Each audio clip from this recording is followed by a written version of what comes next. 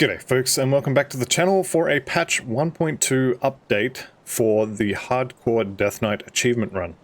Now, I recorded and finished the Hardcore Deathknight achievement run just before patch 1.2, and so for the entire playthrough as it's recorded, there are no instances of having to deal with Sunder, and there have also been changes to how monster infrequents drop, and because of that, there have been changes to where and when I recommend you to farm certain items. So the first major change with 1.2, and probably the largest change, is the Sunder addition. Sunder goes onto attacks of most of the act bosses and mini bosses throughout the campaign, and it basically just means you take a lot of extra damage. This build was designed and built in such a way that you can face tank almost all of it even while sundered. There are a few exceptions, however, and I haven't actually tested these, so you may still be able to face tank while sundered, but it's something to be aware of. The first major one is going to be the Logorian on normal difficulty. Now, at this point in the campaign, you probably don't have Juggernaut. You may have it if you got the blueprint to drop from a totem or something, but most likely you won't have it, and so your self-healing is going to be lower because of that.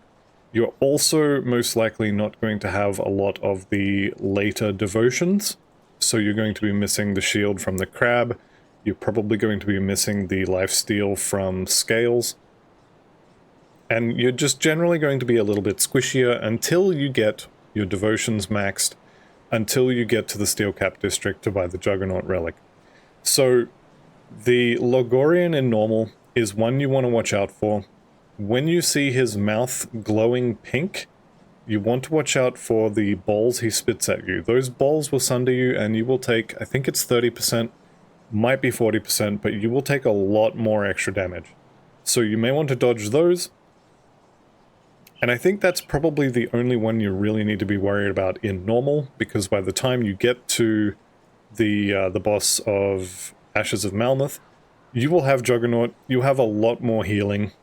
Juggernaut by itself is just ridiculous amounts of sustain. And as long as you're keeping up with your armor and your health and all the rest of that, you've got your resistances maxed, you should be able to face tank all of normal and all of elite once you have Juggernaut. Once you get into ultimate, however, you definitely want to start paying attention to Sunders, especially again with the Logorian. There can be a lot going on in that fight. Give it a shot for the face tank if you want to, but just be ready to run away if you need to. The good thing about the Logorian fight is you can kind of run to the bottom of the arena and he'll stop attacking you, and then you can come back once the Sunder has worn off. When you get to Theodin and Korvaak, however, make sure you note which attacks are giving you the Sunder, and try to avoid them.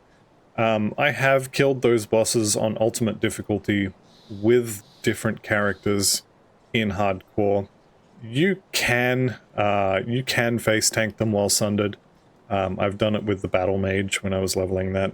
You can do it, but it's a little bit sketchy. If you do choose to face tank those bosses while sundered, just be aware it is very sketchy, and the one thing you want to make sure you are doing is you keep attacking. And as long as you have a health potion available, you should be okay. So that's Sunder. Be careful of Logorian, be careful of Theodin, and be careful of Korvaak, but generally only really need to worry about them in ultimate difficulty. Next thing is the changes to how monster infrequents drop. Now, I think it was in episode 2, it may have been episode 3, I recommend running through Cronley's hideout until you get your hands on a set of Ascended or Incendiary pauldrons, and casks, so that is shoulders and helmet. I no longer recommend doing that. I have played several characters through normal Act 2 now, and the number of times you will have to run through there to get a hat and a helmet to drop is too high.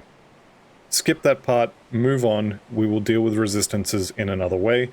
You can go and shop for rings from the various merchants. That's probably your best bet.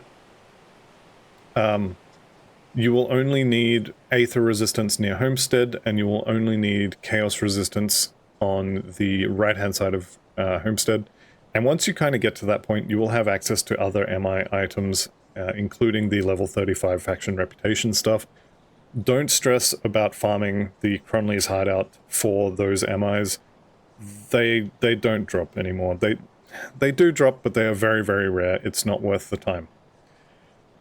Good news, however, once you get to Mogara, and you should probably be aiming to get to Mogara around 26 to 28, because of the changes in 1.2, there's actually a lot fewer affixes that can spawn on Mogara's amulet, and so it's going to be much easier to get them to drop.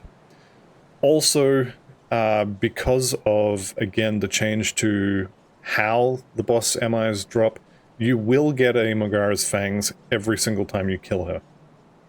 So make sure you're getting there around 26 to 30. I would say try really hard to be there before 30, because every level you get is adding more affixes. Less than before, but it is still adding them. And you should be able to get Mogara's Fangs of the Grove relatively easily.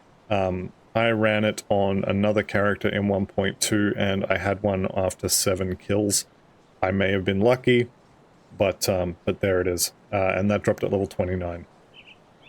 So, Mogara's Fangs, much easier to farm. The Cronley's Gang armor, which is really nice for Homestead. Don't try and farm that anymore. And the other MI I wanted to discuss was the weapon. That is the Chaos Axe. Don't try and farm that where I did. You will never get a boss to spawn there. And the trash there, the white and yellow named monsters, have very low drop rates. So wait until you get past Homestead, and you can farm totems in the Blood Grove, and just outside of Sorrow's Bastion. The Void Touch totems there are really good for farming these. You just need whatever drops first, okay? Don't stress about finding a perfect one with rare affixes. Just take the first one that drops. Superior of Ruin is fine, and move on from there. You don't have to worry about not having your weapon for quite a while, because from memory, the one I got to drop, I got it around 25-ish when I actually farmed it, and then I couldn't use it until mid-30s, potentially 40, I can't remember. I think it was 37 though. So you will be up to those totems by the time you can actually use the axe, so don't stress about missing out on having it. Other than that, I think the playthrough is still pretty valid. The build definitely still works. Like I said, I have leveled Battle Mage with this in 1.2, and I face tanked everything with it. The ultimate bosses at the end were a little sketch, but still 100% doable. And that's what you need to know for the MIs. Skip the Cronley's stuff, get the weapon later, and Mogara's Fangs are going to be considerably easier to farm now. With that said, like I said, the playthrough is still 100% valid, and you can do exactly what I did, and you will get to the end, you will get the achievements. So that'll be it for this little update. Thank you all very much for watching. Good luck with your hardcore playthroughs, and I'll see you in the next one. Bye for now.